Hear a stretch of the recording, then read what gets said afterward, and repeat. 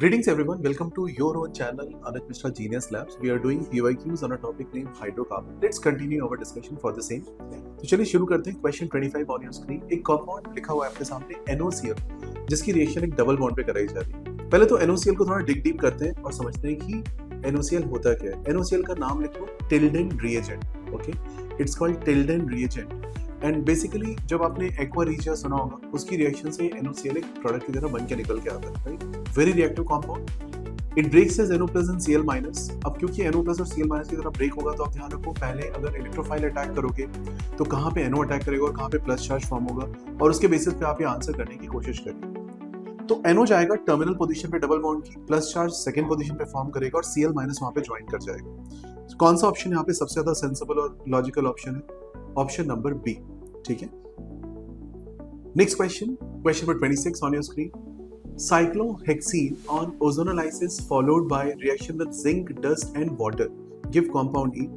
Compound E on further treatment with aqueous KY yields compound F, and compound F is what?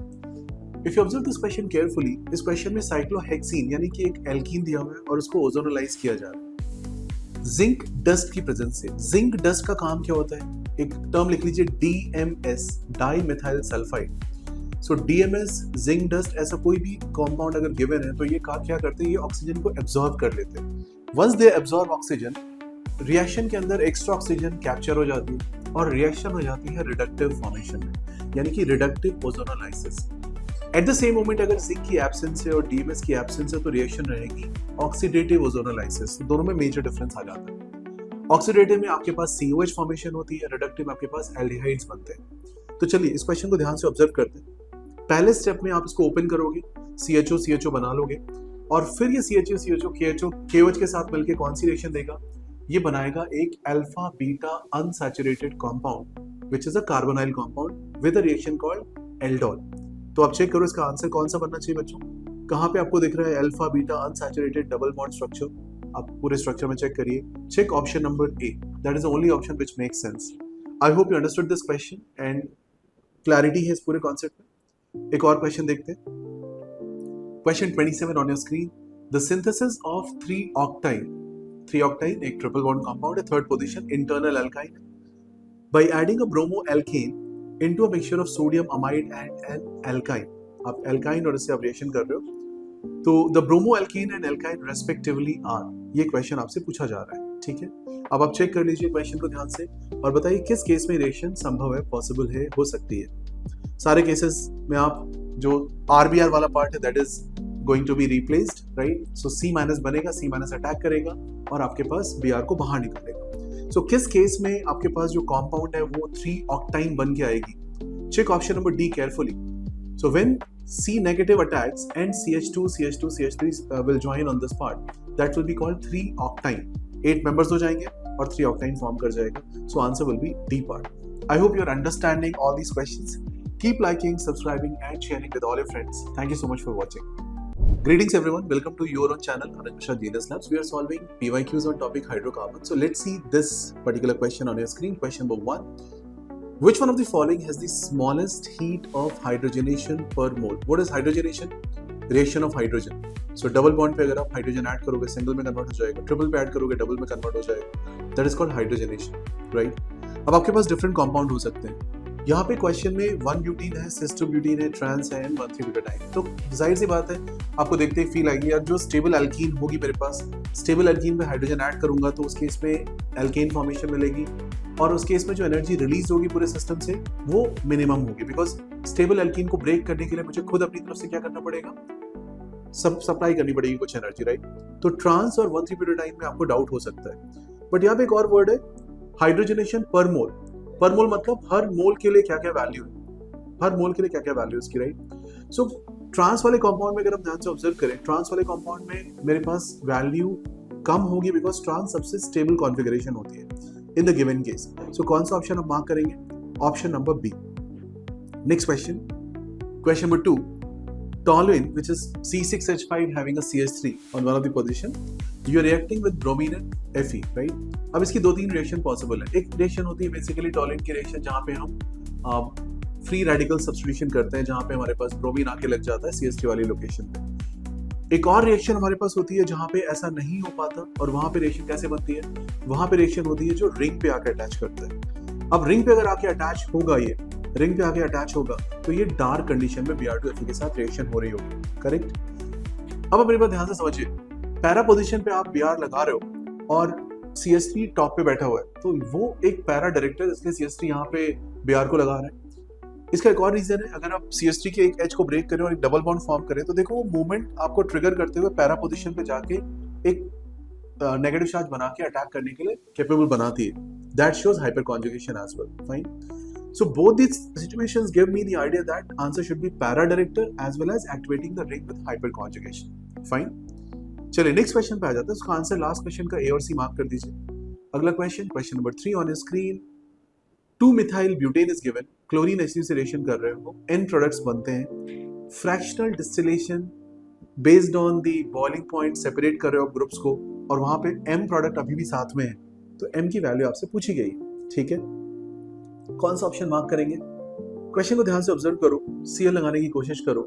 सो सारे options आपके सामने हैं। Cl लगाने की कोशिश करेंगे तो CH3Cl पे आप CH2Cl बना देंगे।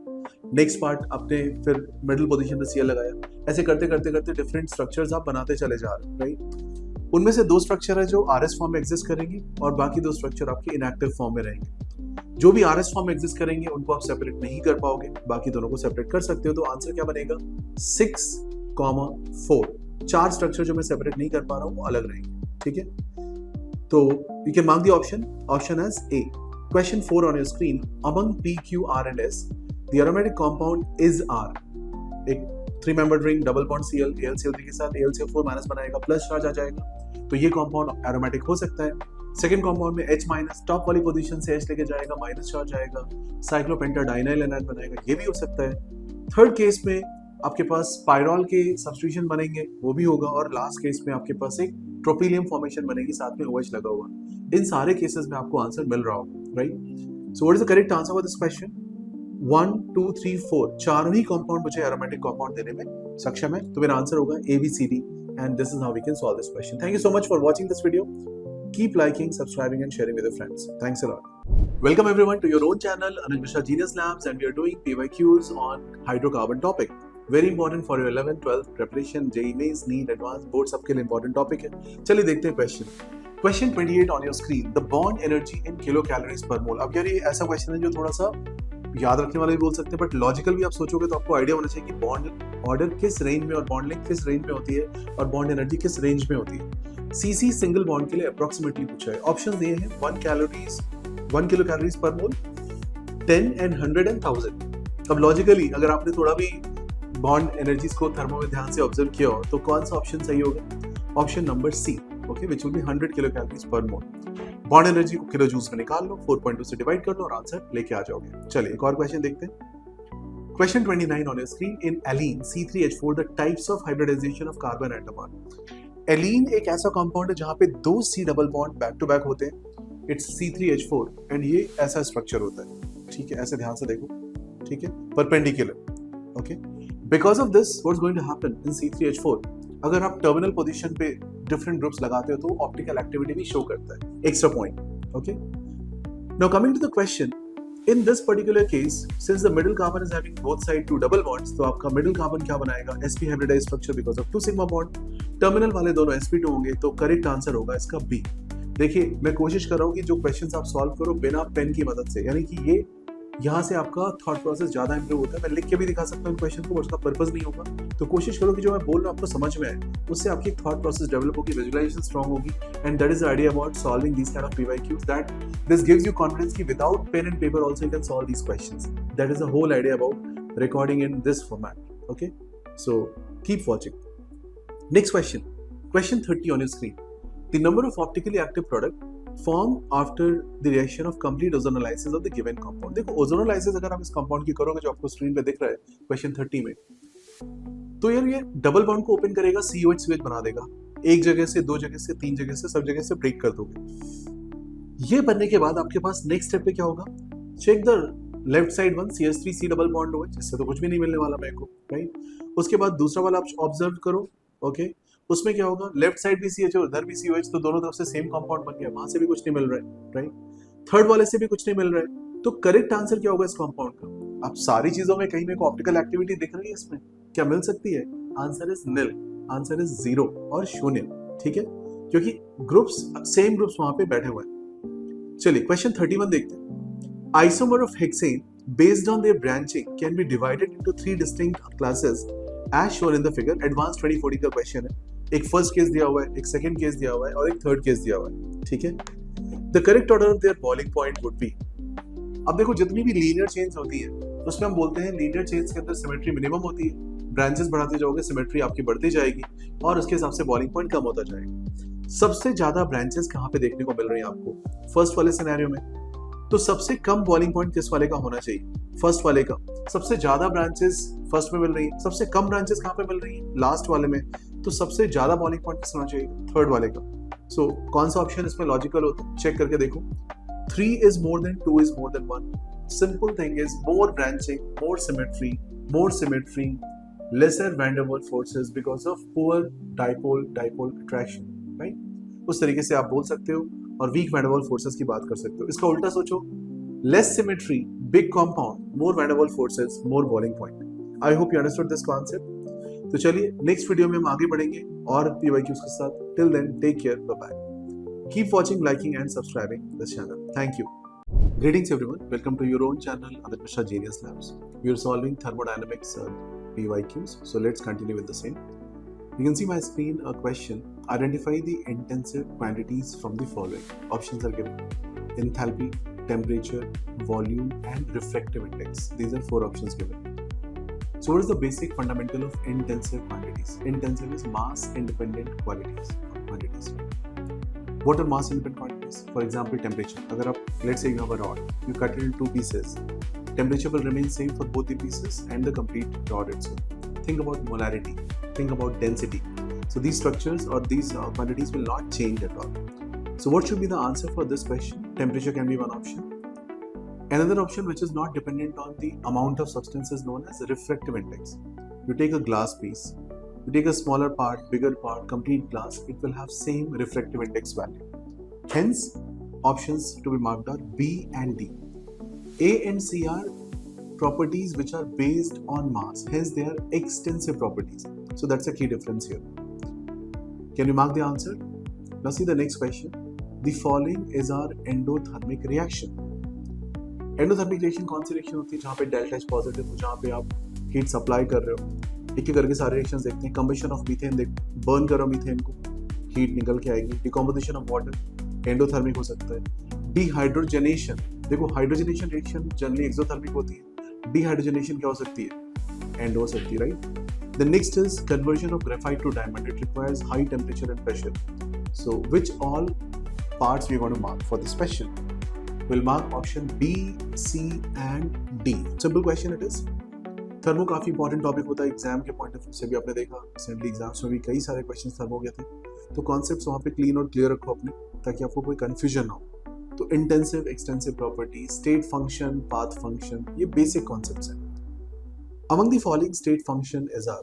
क्वेश्चन नंबर 3 आपकी स्क्रीन पे। स्टेट फंक्शन क्या होता है? स्टेट फंक्शन जो स्टेट पे डिपेंड करे, पाथ पे डिपेंड ना करे। यानी अगर आप पॉइंट 1 से शुरू हो रहे हो और पॉइंट 2 पे जा रहे हो, you can take any path you wish, but the values will remain same. Delta U2 minus delta U1 is same.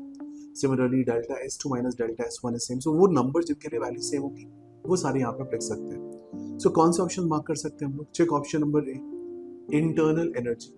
कर सकते हैं, बिल्कुल कर सकते हैं, because internal energy is not dependent on the path. Irreversible expansion work और reversible expansion work. Remember, work जब भी आएगा यहाँ पे पिक्चर में, तो उस केस में आपका पाथ डिपेंडेंट हो जाएंगी values, right. It is not a state function. Now fourth option is molar enthalpy. Molar enthalpy is delta H. We have done Kirchhoff's law. So you start from one position, go to other position, or Hess law we have, right? So based on that we can say enthalpy can be considered as again one option, right? So which options we want to mark for this question, particular question? Option number A, option number D. Next, question number 4 on your screen. Among the following, the intensive properties are, फिर से देखो intensive properties पर question आ चुका है। Molar conductivity of a given solution उसके मास पे dependent नहीं, because ये मोलर है, राइट, पर मोल पे डिफाइन किया आपने। सो एक ऑप्शन ही हो सकता है। EMF value, look at the EMF value. If you say copper to copper plus 2, do you think of what is how much copper I will take? No, you just say copper plus 2, right? So option B can be considered, right? Resistance can be dependent on the substance, right? You have a small wire, resistance is less. You have a longer wire, same material, it will be more. Heat capacity also the same way, right? So the correct answer for this question would be A and B options. Question 5 पे आ जाइए, काफी tricky, काफी अच्छा question. एक graph given है यहाँ पे, ध्यान से ऑब्जर्व करो, P वर्सेस V का ग्राफ गिवन है, and you are given X, Y and Z. So look at this question number 5. For an ideal gas, consider only PV work in going from initial state X to the final state Z. The final state Z can be reached by either of the two paths shown below. एक X, Y, Z option है, एक X to Z option है। पहली बात यहाँ पे ध्यान रखने वाली कि इस पूरे प्रोसेस में अगर मैं X से Z पे जा रहा हूँ किसी भी पाथ से, had it been a state function तो पाथ पे डिपेंड होगा नहीं, तो आपका आंसर सीधे सीधे निकल सकते हैं, यानी कि delta S X to Z will be delta S X to Y plus delta S Y to Z. What is work done? Work done X Y Z is same as work done X Y, because Y Z work done is 0, but you can't say it is same as X Y, X Z is same as X Y and Y Z, right? That's a difference. So which are options that you can pick from the given question? Check option number A, delta S xz. Yes, that's a correct option. And check option number C also. Option number C is also seems to be correct. I hope we can solve such questions without much difficulty. Thank you so much for watching this video. Keep liking, subscribing and sharing with your friends. Welcome everyone to your own channel, Anuj Mishra Genius Labs. JEE Advanced level के questions thermodynamics PYQ से discuss किए जा रहे हैं इस channel पे भी. काफी इंपॉर्टेंट हो जाता है अगर आपको एक कॉन्सेप्ट समझ में आना शुरू हो जाए तो इसको ध्यान से ऑब्जर्व करो, जो मैं बता रहा हूँ उन फंडामेंटल्स को पकड़ो और देखो बिना पेन के यूज किए हुए ये सारा डिस्कशन मैं करता हूँ, इसमें कुछ लिख नहीं, क्योंकि एम है कि आप बिना लिखे कितना समझ सकते हैं, that is the thought process. तो उस चीज को ध्यान में रखते हुए वीडियो रिकॉर्ड किए जा रहे हैं, तो मैं कॉन्सेप्ट बताना चाहूंगा ताकि आप बिना पेन को यूज किए क्या क्वेश्चन कर पाओगे, और मैं वही क्वेश्चन ले रहा हूँ जहाँ पे ज्यादा कैलकुलेशन ना हो, ताकि आप बस समझो और कॉन्सेप्ट समझ के आप आंसर कर पाओ. ये आपकी अप्रोच बिल्डिंग में काम आएगा. आप एडवांस लिख रहे हो इस बार, या आपने मेंस लिखा है और अगला मेंस लिख रहे हो, तो आपको हर जगह पे हेल्प करने वाला है. तो चलिए देखते हैं क्वेश्चन नंबर 6 आपकी स्क्रीन पे. Reversible expansion of an ideal gas under adiabatic and isothermal condition is shown in the figure. Which of the following statement is true? अब वहां पे आप देखोगे दो ग्राफ दिए आपको, एक ग्राफ में आइसोथर्मल लिखा हुआ है, दूसरे ग्राफ में एडियाबैटिक लिखा हुआ है. Of course more steeper is adiabatic. PV graph है, आपने शुरू किया P1 T1 से, आप जा रहे हो P2 T2 या P3 T3. सो किस केस में टेम्परेचर ऊपर दिख रहा है आपको बताइए, किस केस में टेम्परेचर ऊपर दिख रहा है? T2. सो T2 और T3 में अगर हम कंपेयर करते हो किसका टेम्परेचर ऊपर होगा? Of course if you draw an isotherm passing through T2, definitely it will meet via T1 part, but T3 से अगर आप ड्रॉ करोगे तो वो मीट नहीं करेगा उस पॉइंट पे. Is it clear? वो पॉइंट बिलो है उसके. So which option you going to mark in this case? Check option number A. ध्यान से देखो ऑप्शन नंबर ए, T1 और T2 तो सेम हो गए, यस और नो? ऑप्शन बी रॉन्ग हो चुका है आपका. अब आ जाइए ऑप्शन नंबर सी पे. W isothermal is more than W adiabatic. Isothermal के नीचे का एरिया ज्यादा है, एडियाबैटिक का कम है, बट ध्यान से रखना ये एक्सपेंशंस है. Expansions are negative in chemistry. Okay, same question physics में आएगा, आंसर दूसरा हो जाएगा. Expansions are negative in chemistry. तो केमिस्ट्री का क्वेश्चन है भाई, तो क्या मैं W isothermal more than W adiabatic mark करूं या ना करूं? I should avoid, right? And the last is delta U isothermal is more than delta U adiabatic. That is fine because delta U isothermal it's change in the values and delta U adiabatic is in the other case, right? Delta U adiabatic कितना होगा? Delta U is Q plus W. Q हो गया 0 तो delta U ही work done है, work done negative है तो delta U negative हो गया, जबकि आइसोथर्मल केस में delta U 0 है. तो ऑप्शन डी सेंस बनाता है. इसका आप ऑप्शन देखेंगे, जो ऑप्शन मेंशन है वो ACD है, बट आप सी को प्लीज इग्नोर करना. Take answer is A and D if chemistry paper. Physics में मार्क करोगे तो वहां पे सी भी आप मार्क कर सकते हो. तो चलो एक और बहुत इंटरेस्टिंग क्वेश्चन आपकी स्क्रीन पे ले गया. क्वेश्चन नंबर 7 एडवांस्ड एग्जाम में 2014 के एडवांस एग्जाम में आया हुआ क्वेश्चन है. काफी इंटरेस्टिंग क्वेश्चन है और काफी सारे कॉन्सेप्ट सॉल्व हो सकते हैं इस क्वेश्चन को पढ़ के.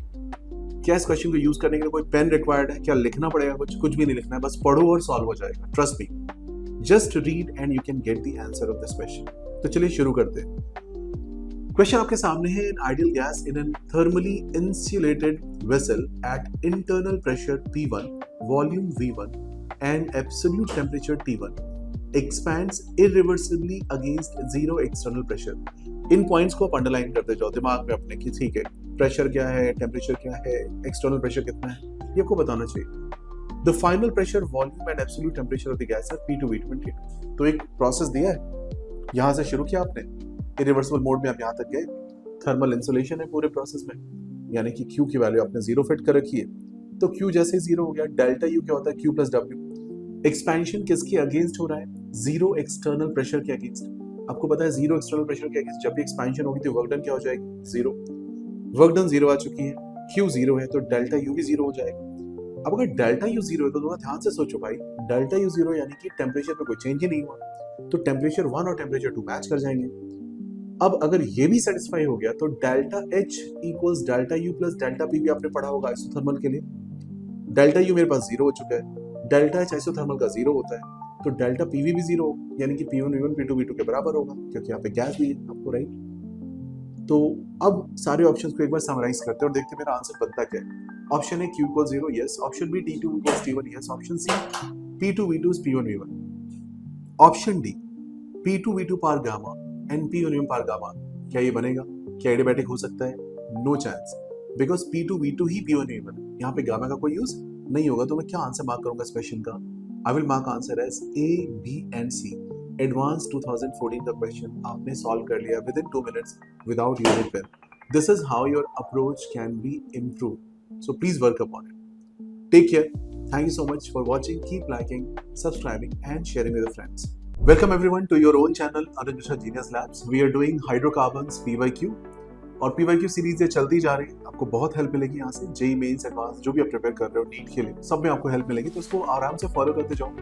वीडियोस को देखने का तरीका मैं फिर से एक्सप्लेन कर देता हूँ। आप क्वेश्चन को देखो, पॉज करो, फिर उसका सॉल्व करो, आंसर चेक करो, डिस्कस करो और कमेंट बॉक्स में अगर कुछ डाउट है तो पूछ लो, ठीक है। चलिए, question number 1 on your screen, which is most acidic options are ethane, ethane, ethine, right? So 3 options given है आपको। अब इसमें कैसे देखते हो कि कौन सा ज्यादा एसिडिक है? तो यहाँ पे एक स्टैंडर्ड सीक्वेंस आपको याद होगी, HF is better than water is better than ROH is better than HC triple bond CH is better than ammonia is better than CH2 double bond CH is better than CH3 in acidic character। So उस logic से सबसे खराब acidic character किसका होगा? Alkanes का। और इससे सबसे अच्छा कौन सा होगा? एल्काइन। एल्काइन से if you remove H plus you get C negative and that is sp hybridise. तो उस लॉजिक से भी आप इथाइन को मार्क कर सकते हैं। तो आंसर होगा इस क्वेश्चन का इथाइन। पूरा समझ में आ रहा है कॉन्सेप्ट? तो उसमें मल्टीपल चीजें मैंने आपको बताई, उसको ध्यान से आप फॉलो कर सकते हैं। Next question is, acetylene is treated with excess sodium in liquid ammonia, the product is reacted with excess methyl iodide, the final product would be. देखो, HC ट्रिपल बॉन्ड CH के अंदर खास बात है कि उसका H आप निकाल सकते हो किसी बेस की प्रेजेंस में, और अगर ये बन गया HCC triple bond negative, right, so जब नेगेटिव चार्ज आएगा तो वो नेगेटिव चार्ज एक न्यूक्लियोफाइल की तरह एक्ट करेगा। आपको पता है न्यूक्लियोफाइल 3 तरीके के हो सकते हैं, actual negative charges, non pair systems और pi electron systems, right. This is a negative charge system. ये न्यूक्लियोफाइल जैसे ही आप CH3I पे या CH3Br पे या CH3X पे अटैक करोगे तो ये उस पर अटैक करके वहां पे ज्वाइन कर जाएगा, राइट। अगर आपने दोनों तरफ के H निकाले होगा तो दोनों तरफ ज्वाइन कर जाएगा, अगर आपने एक तरफ निकाला होगा तो एक तरफ ज्वाइन कर जाएगा। आई hope you can answer this question. Excess sodium is given, that means both side we have to remove, and both side on C triple bond C I can put CH3 and CH3. So this will be the treatment for this particular question. चलिए next question पे बढ़ जाते हैं हम लोग। Next question number 3 on your screen, the starting material for the manufacturing of polyvinyl chloride is obtained by reacting HCl with what? देखो, polyvinyl के नाम में ही छुपा हुआ है। पॉलीविनाइल अगर आपको ध्यान हो, विनाइल आपको ध्यान है, vinyl is CH2 double bond CH and vinyl chloride is CH2 double bond CHCl। अब मेरे को अगर CH2 डबल बॉन्ड CHCl को रेप्लिकेट करना है, यानी कि बहुत सारे उसके मॉलिक्यूल्स को एक साथ ऐड करते चले जाना और एक बड़ी चेन बनानी है, तो उस केस में मेरे पास सीधा सीधा फंडा है यहाँ पे कि मुझे क्या करना पड़ेगा, मुझे एक लॉन्ग चेन क्रिएट करनी पड़ेगी। उस लॉन्ग चेन को क्रिएट करने के लिए क्या करना पड़ेगा? यू हैव टू एंश्योर कि आप ऐसा कंपाउंड ढूंढ के लाओ जो उसको इनिशिएट कर सके। सो किस कंपाउंड की HCl रिएक्शन के give this? Answer is acetylene.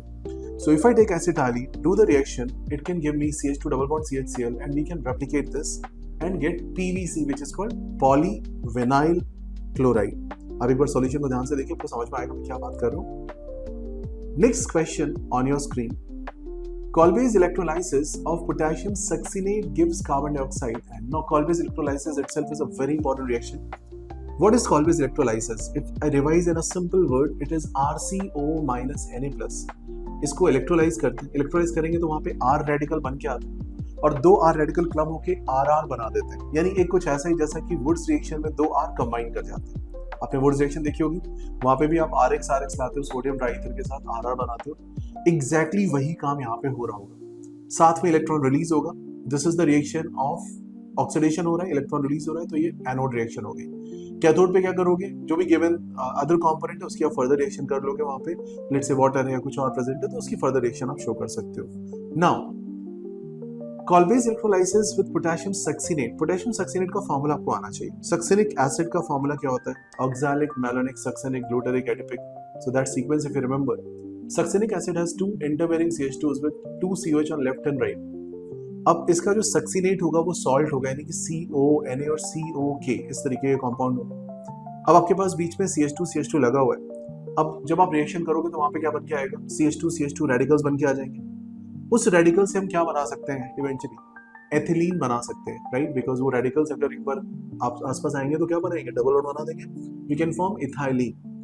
Similarly अगर वहां पे ट्रिपल बॉन्ड होगा तो कौन सा कंपाउंड बनेगा? कमेंट बॉक्स में जरूर से डालें कि अगर ट्रिपल बॉन्ड है तो कौन सा कंपाउंड फॉर्म करके देगा Colby's electrolysis। Thank you very much for watching this video. Keep liking, subscribing and sharing with friends. Thanks a lot. Welcome everyone to your own channel Anuj Mishra Genius Labs, and we are doing PYQs on the topic named hydrocarbon, which is one of the important topics for your preparation of JEE Mains, JEE Advanced और NEET। Even board exam में भी बहुत काम आता है। तो चलिए शुरू करते हैं। Question number 5 on your screen. Addition of water to acetylenic compounds is catalysed by. देखो, वाटर अगर आपको ऐड करना है HC ट्रिपल बॉन्ड CH जैसे कंपाउंड्स पे, it can be CH3C triple bond CH, it can be any other compound of that family.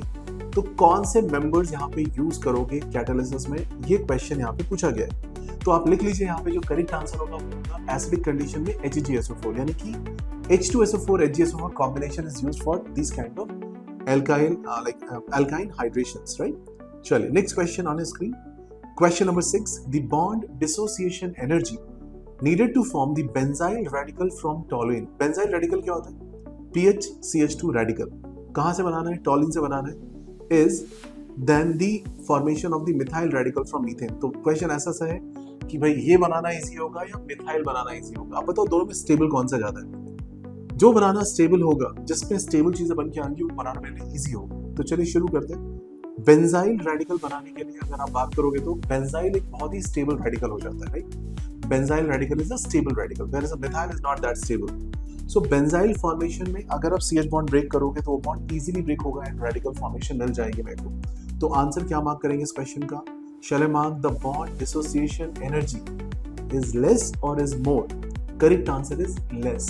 समझ में आ रहा है आपको लेस क्यों बोल रहा हूं मैं? बिकॉज ये बॉन्ड आप इजीली ब्रेक कर सकते हो, इसका H आप इजीली निकाल सकते हो as compared to the other scenario. Now the next question on the screen is question number 7. 1,3 butadiene. Butadiene is a member of diene family, or we can say 1,3 is basically alternate positions double bond, okay, which is called conjugated diene system. Now this conjugated diene system with bromine in molar ratio generates predominantly. अब ध्यान से समझिएगा, अब आप reaction कर रहे हो bromine की, राइट? अब ब्रोमीन की जब रिएक्शन करोगे तो क्या बनाना चाहोगे? वहां पे दो प्रोडक्ट बन सकते हैं। एक है कि आप इमीडिएटली जहां पे आपने डबल बॉन्ड दे रखी है उसी पे ही ब्रोमीन ज्वाइन हो जाए, और दूसरा ऑप्शन है वो टर्मिनल पोजीशंस पे ज्वाइन करे, यानी कि यहाँ पे बताते हैं 1,2 और 1,4 प्रोडक्ट की बात करते हैं। सो एक बनता है 1,2 और अदर बनता है 1,4 प्रोडक्ट, राइट? लो टेम्परेचर पे 1,2 प्रोडक्ट ज्यादा स्टेबल होगा, हाई टेम्परेचर पे 1,4 प्रोडक्ट ज्यादा लॉजिकल होगा। तो आप इसको ध्यान रखो, इसका लॉजिक आता है थर्मोडायनामिक्स से। Delta G is delta H minus T delta S. Delta G is more negative for high temperatures, and at high temperature I can get more and more spontaneous process for this particular case. Hence, at high temperature, 1,4-dibromoterbutene is more formed, right? So this is question number 7 on your discussions. Now coming to the next part, there are some questions where you have to mark true or false. पुराने ज़माने में आते थे, but concept wise आपको इस चीज़ में help करेगी। Moist ethylene can be dried by passing it through concentrated sulfuric acid. यानी कह रहे हैं कि भाई moist ethylene को हम ड्राई कर सकते हैं अगर हम concentrated H2SO4 के साथ पास करें। इसका सही आंसर क्या होगा? इथाइलिन सल्फ्यूरिक एसिड से रिएक्ट कर जाएगा और क्या बनाएगा, ये कंपाउंड बनाएगा इथाइलिन हाइड्रोजन सल्फेट। अब अगर ये रिएक्शन कर गया तो क्या इसने ड्राई किया? नहीं, इसने रिएक्ट कर दिया। तो इसलिए आंसर क्या होना चाहिए? It can be dried passing through phosphorus pentoxide, not with this compound. Phosphorus pentoxide use करोगे, ये कंपाउंड यूज नहीं करोगे। P2O5 एक स्ट्रॉन्ग डिहाइड्रेटिंग एजेंट है which can be used. Next question, so last question का आंसर आप false mark करोगे। Next question, photobromination of 2-methylpropane give a mixture of 1-bromo-2-methylpropane and 2-bromo-2-methylpropane in a ratio of 9:1। देखिए, bromination अगर कभी भी आप करने जा रहे हैं तो उसमें ध्यान रखना 180 to 1600 is the value of reactivity, right? 1 degree के लिए 1, 2 डिग्री के लिए 82 और 3 डिग्री के लिए 1600। यहाँ पे जो क्वेश्चन है बोलता है कि भाई 9:1। अब 9:1 तो दूर दूर तक कहीं से भी समझ में नहीं आ, बिकॉज आपको पता है 3 डिग्री के लिए 1600 यूनिट्स पॉसिबल है reactivity wise.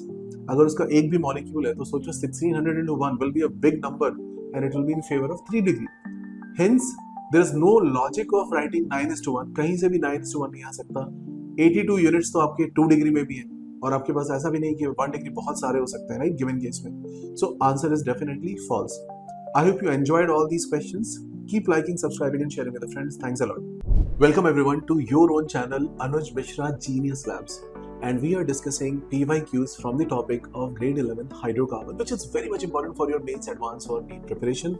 So let's see question number 1 on your screen. Marsh gas contains mainly, marshy areas में, मार्शी एरियाज यानी कि दलदल वाले इलाकों में कौन सी गैस मोस्टली फॉर्म होती है? तो इसका सही आंसर क्या होगा बच्चों? Generally we call methane. Okay, option is B. Next question on your screen is question number 2, which of the following decolourise alkaline KMnO4 solution.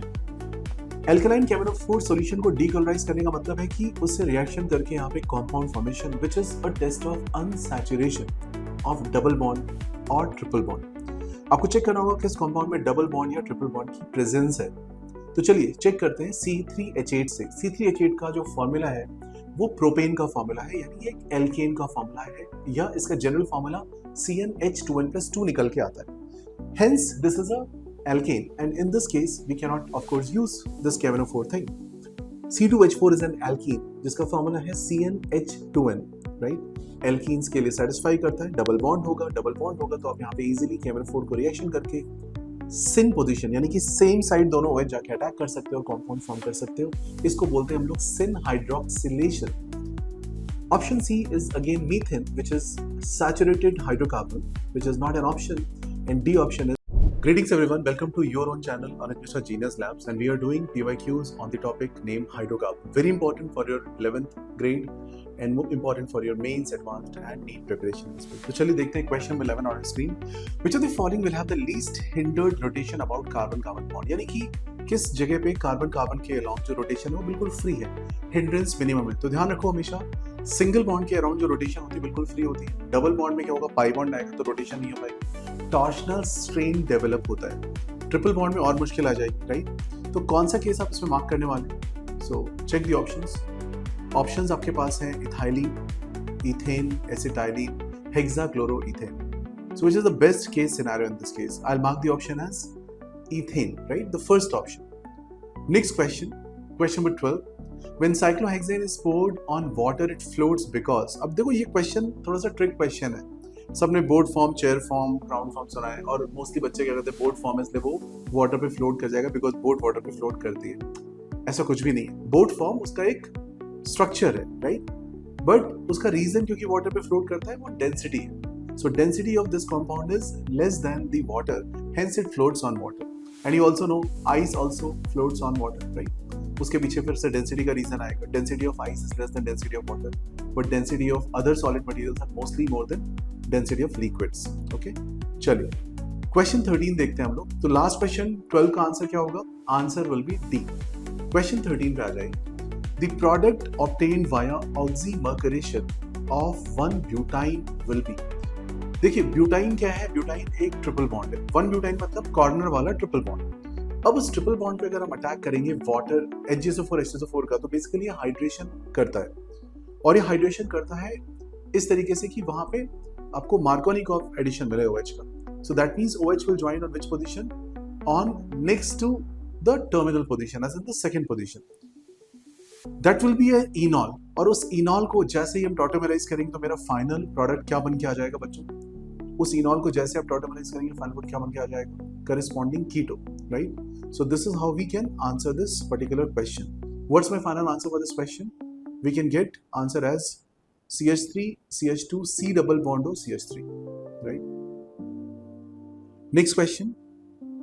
Propine and propene can be distinguished by, propine is having triple bond, propene is having double bond. दोनों को कैसे differentiate कर सकते हैं? देखो bromine CCl4 एक unsaturation पे होने वाली रिएक्शन हो तो दोनों से हो जाएगी, राइट? कॉन्सेंट्रेट H2SO4 की अगर हम बात करें काफी हद तक तो ये भी दोनों से रिएक्ट कर जाएगा. डाइल्यूट KMnO4 भी अनसैचुरेशन से दोनों से रिएक्ट कर जाएगा. सो कौन सी चीज है जो दोनों में डिफरेंशिएट कर सकती है वो आपको मार्क करना है. एक ऑप्शन वहां पे दिया है silver nitrate in ammonia, right?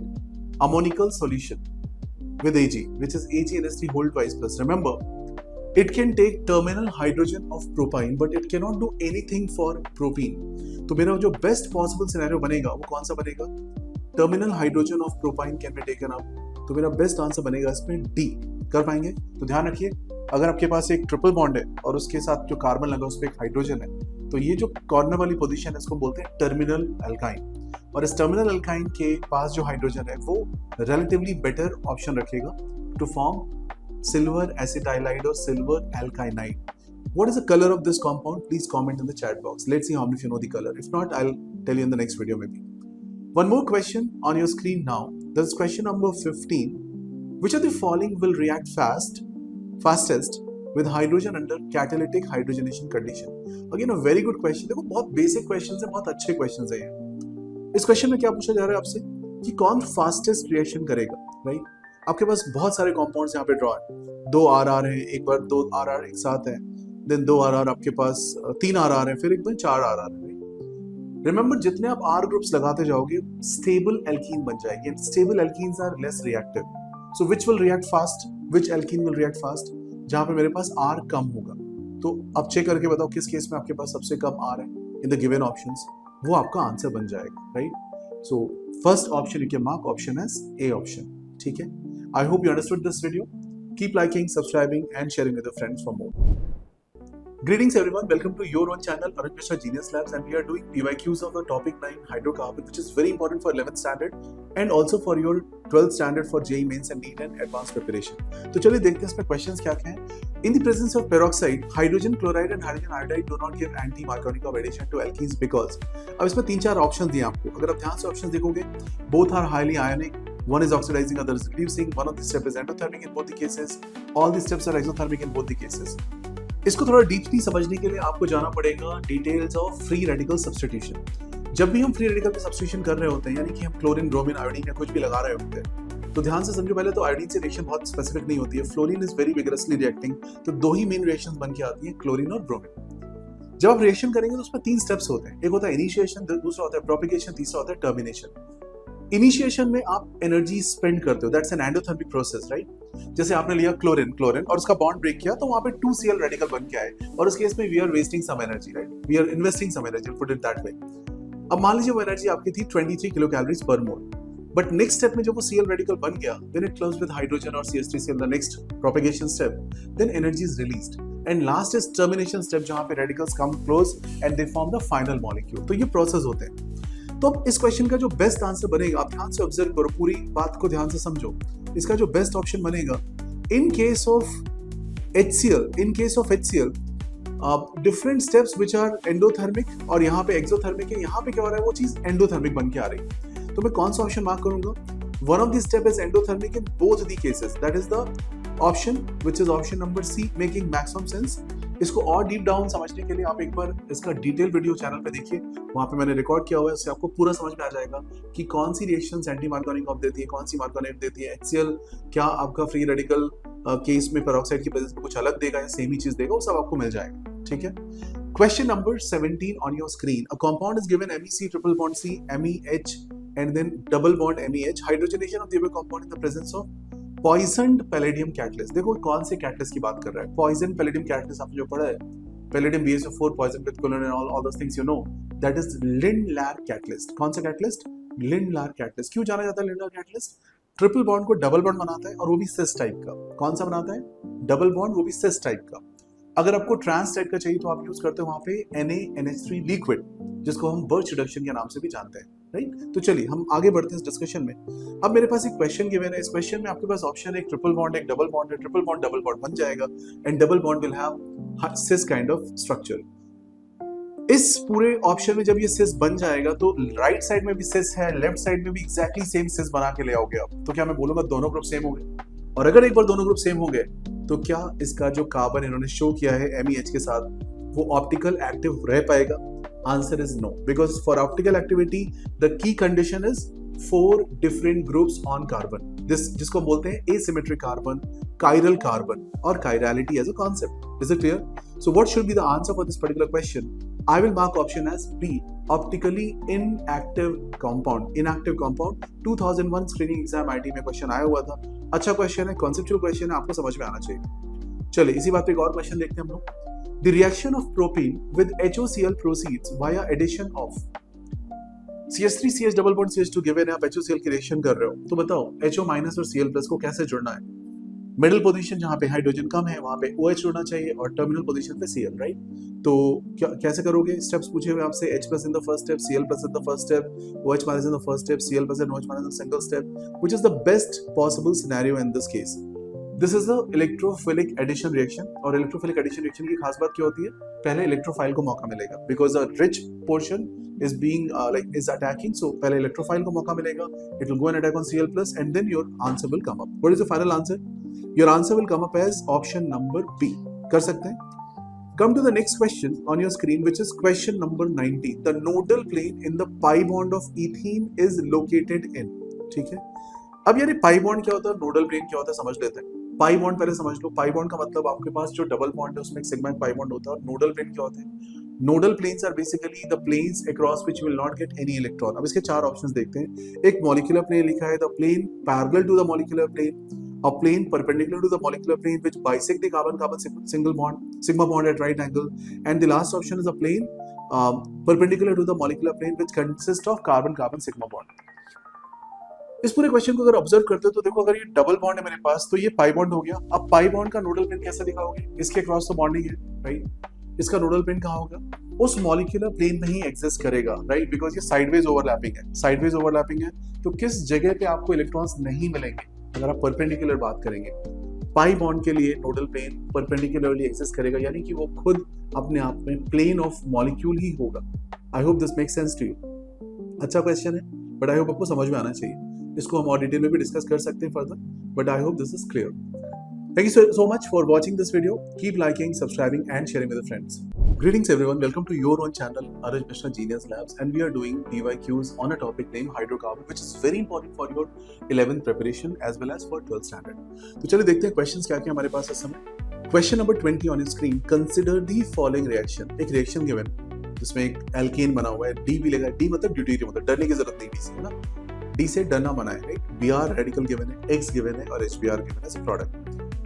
इस कंपाउंड में ध्यान से ऑब्जर्व करो, Br रेडिकल को ज्वाइन होना है तो एक ऐसी जगह ढूंढेगा जहां पे उसको रेडिकल बन पाए। रेडिकल कहां बन सकता है इस पूरे ऑप्शन में? आपको वो पोजीशन देखनी पड़ेगी जहां पे रेडिकल एक अच्छा बन पाए। तो आपके पास मल्टीपल ऑप्शंस दिए इन्होंने, आप मेरे को ढूंढ के बताओ किस पोजीशन पे रेडिकल मोस्ट स्टेबल है। और मैं आपको एक बेसिक बात बताना चाहूंगा कि 3 degree radical is better than 2 degree is better than 1 degree. तो चलिए बताइए किस केस में सबसे अच्छा रेडिकल आपको मिल रहा है, best radical? Answer is B option. Check करिए ध्यान से B option, CH3CHD, C radical CH3CH3 is the best option. So that's your answer. Next question on your screen, 21st question. Identify the reagent from the following list which can easily distinguish between 1 butene and 2 butene. बहुत simple सा question है। एक terminal triple bond है और एक बीच वाला triple bond है, जिसको बोलते हैं टर्मिनल ट्रिपल बॉन्ड, और बीच में जहाँ पे हमारे पास बीच वाले लोकेशन में ट्रिपल बॉन्ड के बीच में आ रहा है, राइट, जो सब्स्टिट्यूटेड है। अब आ जाओ ऑप्शंस पे आप। Bromine CCl4, H2 Lindlar, dilute H2SO4, ammoniacal CU2 Cl2। इसमें एक कंपाउंड ऐसा है यहाँ पे दिया जो मैंने आपको पहले भी डिस्कस किया पिछले एपिसोड में, जो आपका यहाँ पे रिएक्शन कर सकता है और आपको प्रोडक्ट बना के दे सकता है। कौन सा कंपाउंड है प्लीज ढूंढ के बताइए। अभी आपने लास्ट 2-3 एपिसोड पहले क्वेश्चन किया था जहाँ पे ammonia with silver nitrate given था, व्हाइट कलर का PPT देता है, व्हाइट कलर का सॉल्यूशन देता है। सिमिलरली यहाँ पे अमोनिया विद CU2 Cl2 है, this gives you red colour, right. So ये बनाएगा क्यूप्रिक फॉर्म ऑफ एसिटाइलाइड और एल्काइनाइड। So this cuprous form of acetylate alkylate is reacting with the given compound. CuC triple bond CCU kind of formation. ठीक है, terminal पे ही हो सकता है काम. तो चलिए इसका ऑप्शन हम कौन सा मार्क करेंगे बच्चों? डी ऑप्शन मार्क कर सकते हैं. That is the best possible scenario. Question number 22. PHC triple bond C CH3 Hg2+ H+. एक क्वेश्चन गिवन है आपको. आप बताओ मेरे को OH कहाँ पे लगाना चाहोगे? OH आप कहाँ पे लगाना चाहोगे? C ट्रिपल बॉन्ड C जो PH के साथ जुड़ा हुआ है या जो CH3 के साथ जुड़ा है, किस पोजीशन पे OH का अटैक ज्यादा फीजिबल है? तो ध्यान से देखिए, PH वाली पोजीशन बेटर होगी बिकॉज PH एक बेंजाइलिक स्ट्रक्चर बनाने की लिए सक्षम है, right? So PHCOH make more sense as compared to the other option. Plus charge वहां पे ज्यादा स्टेबल है. अगर एक बार आपने ऐसा किया, then you get enol, and once you get enol, what is the keto form of it? You get a C double bond at that place. So what's the answer for this question? 22nd question answer will be A option, which is PHC double bond to CH2 CH3. Can you mark this question? You can see the solution for further understanding of this particular question, but I hope I gave you clarity about this. Which of the following is used for the conversion of 2-hexene into trans-2-hexene? 2-hexene से चलना है, trans-2-hexene पे पहुंचना है, यानी कि triple bond से मेरे को डबल बॉन्ड चाहिए, वो भी ट्रांस पोजीशन वाला चाहिए. तो क्या करना होगा इस केस में, इसके सिनेरियो में? ट्रिपल से डबल चाहिए, ट्रांस वाला चाहिए, तो मैं क्या यूज करूंगा? Sodium ammonia. But sodium ammonia तो दिख नहीं रहा है यहाँ पे, बट ध्यान से देखो सोडियम का एक काउंटर पार्ट गिवन इस क्वेश्चन में जिसका नाम होता है लिथियम. क्या आपको लिथियम अमोनिया एल्कोहल दिख रहा है? This is the compound which can be used. Okay, birch reduction वाला प्रोसेस आप कर सकते हो, ट्रांस कंपाउंड में कन्वर्ट कर सकते हो इसको, and you can get the product. Lindlar catalyst gives cis और ये देगा ट्रांस. तो करेक्ट आंसर बनेगा इसका option number D. Question 24 on your screen. On monochlorination of 2-methyl butane, the total number of chiral compound form is. अब 2-methyl butane कैसा होता है? 4 मेंबर्स है, सेकंड पोजीशन पे CH3 लगा रखा है आपने. इसमें बस एक कैच है, एक Cl अगर आप CH3 में लगाते हैं जो टर्मिनल CH3 है, तो वो कार्बन लोकेशन नंबर 2 अपने आप ऑप्टिकल एक्टिव बन जाती है. फिर से सोचना, ब्यूटेन की जो सेकंड पोजीशन है, अगर उस पर आप Cl लगाओगे तो कुछ भी नहीं होगा, बट अगर आप टर्मिनल CH3 पे Cl लगाओगे तो सेकंड पोजीशन कायरल हो जाती है. ये एक ध्यान रख लो, बाकी सब बहुत सिंपल है यहाँ पे. Correct answer for this question if you solve carefully will be coming up as 4. Look at the solution. Cl can come at position 1, 2, 3 and 4. Position number 2 will not give you chirality. Position number 3 will give you chirality. Position number 4 will not give you chirality. Position number 1 will give you chirality. 1 और 4 पे chirality मिलेगी, दोनों से दो product बनेंगे, तो आप net answer वहां से निकाल सकते हैं और आंसर आएगा 4 enantiomers. अगर आपसे पूछा जाए पेयर ऑफ enantiomers कितने होंगे, सेम क्वेश्चन, तो आंसर क्या होगा? कमेंट बॉक्स में टाइप जरूर करना. See you in the next video for further details and some more questions. Take care. See you. Bye-bye. Greetings everyone. Welcome to your own channel, Anik Mishra Genius Labs, and thanks a lot for watching these videos, liking, sharing and subscribing. We are growing. We are now a team of almost 43,000 subscribers. Looking forward for 50,000 very soon. Thank you so much for your support. So चलिए शुरू करते हैं ये PYQ episode on hydrocarbon. Question number 5 advance question है, आराम से करेंगे. एक दो क्वेश्चन अच्छे से करके समझ लोगे तो आपको सारे कॉन्सेप्ट्स क्लियर हो जाएंगे. ठीक है, अब यहाँ पे ध्यान से देखो क्वेश्चन में गिवन क्या है. आपको 2 double bonds given, CH2 double bond और एक सिंगल बॉन्ड, फिर एक double bond CH2 given. This system is called a conjugated diene system. ऊपर एक CH3 लगा हुआ है. अब आपको करना क्या है इस पूरे प्रोसेस में? आपको यहाँ पे चूज करना है वो पोजीशन जहाँ पे मुझे प्लस चार्ज फॉर्म करना है. तो आपने क्या किया, HBr एक इक्विवेलेंट यानी कि सिंगल यूनिट गिवन है, तो आपने H को अटैच किया टर्मिनल CH2 पे. प्लस चार्ज को मूव करके आप कहाँ पे लाएंगे? उस तरीके से मिडिल पोजीशन पे ले आएंगे, राइट? तो उस तरीके से आपने एक स्ट्रक्चर ड्रॉ कर ली. तो आपके पास जो ऑप्शन बन के आएगी, ऑप्शन नंबर डी को ध्यान से ऑब्जर्व करो. ऑप्शन नंबर डी, ये प्रोडक्ट हम आराम से बनाने में केपेबल हैं, isn't it? कर सकते हैं question, yes or no? So this kind of product you can draw and get the answer. Question 6 on your screen. Compound that on hydrogenation produce optically inactive compound. Left और right पे group same करने हैं आपको. ऐसा कुछ करो कि hydrogenation होने के बाद लेफ्ट और राइट ग्रुप सेम हो जाए. ऐसा कुछ हो रहा है इस क्वेश्चन में. तो बताइए किस केस में ऐसी संभावना बनती है जहाँ पे लेफ्ट और राइट दोनों ग्रुप सेम हो जा रहे हैं, आफ्टर हाइड्रोजनेशन इनएक्टिव कंपाउंड बन जाता है. आप चेक करो ऑप्शन बी और डी, दोनों में ये चीज हो सकती है, बिकॉज डबल बॉन्ड सिंगल में कन्वर्ट हो जाएगा और आपको लेफ्ट और राइट में सेम ग्रुप मिल जाएंगे. बाकी कहीं पे पॉसिबिलिटी नहीं है बच्चों, right? So what's my answer? I'll mark the answer as B and D, right? You can see the solution also and you can understand what concept we are trying to discuss. Another question coming to your screen is question number 1. Give one test which would distinguish CH4 from C2H2. अब ऐसे question को solve कैसे करोगे? Unsaturation का test है question number 1. आपके पास CH4 कोई double bond नहीं है, जबकि C2H2 में डबल बॉन्ड है तो डीकलराइज कर सकता है, यानी डाइल्यूट एल्कालाइन KMnO4 वहाँ पे यूज हो सकता है। ठीक है, तो हम आंसर मार्क कर सकते हैं decolourise with presence of dilute alkaline KMnO4. What is the name of this reagent? It is called Bayer's reagent. What it does? Syn hydroxylation. What will it do? It will put OH on both the sides. Thank you so much for watching this. Take care. See you in the next episode.